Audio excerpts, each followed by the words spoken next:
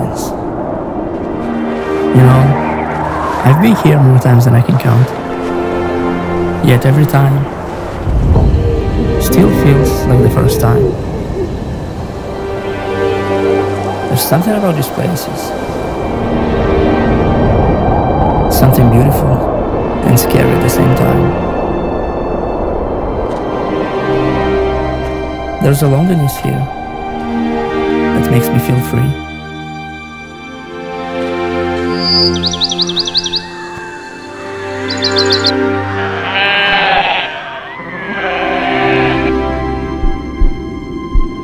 I keep coming back to these places where I can be at peace with myself, trying to find what I might have lost along the way. It's easy to get distracted in a world that's always busy, to detour from your destination.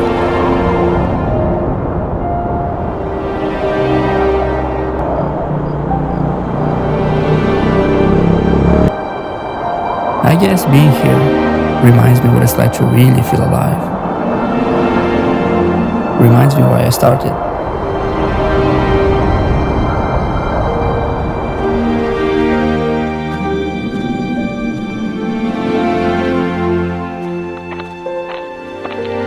I think I might have forgotten what it's like to be inspired again.